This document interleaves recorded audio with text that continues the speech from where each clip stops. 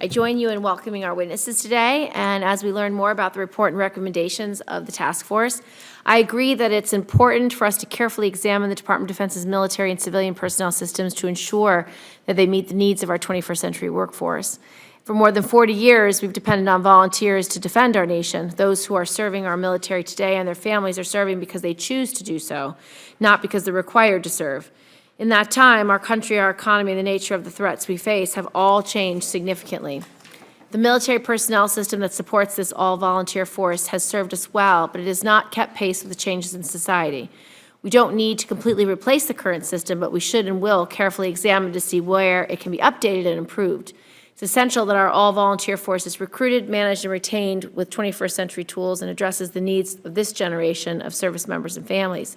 The task force produced a series of analytical papers and examined the strengths and shortcomings of current personnel policies and practices and made 39 specific recommendations to improve the personnel system.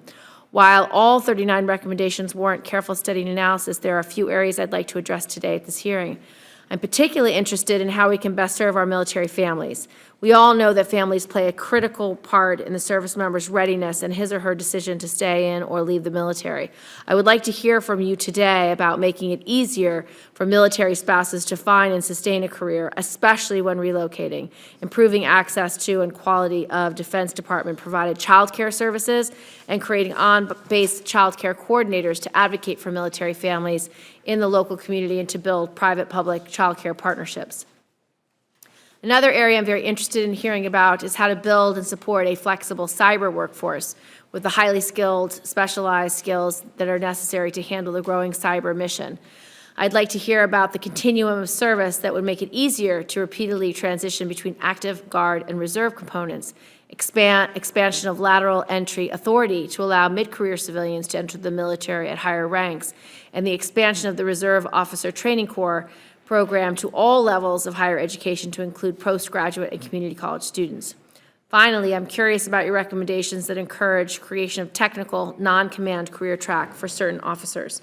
In last year's NDAA, I worked on developing military justice expertise among our judges and advocates. One area that I asked the department to look at was additional 04 to 06 positions that would allow officers to specialize, be it in military justice or in cyber. Again, thank you to the witnesses, and I look forward to hearing about the recommendations.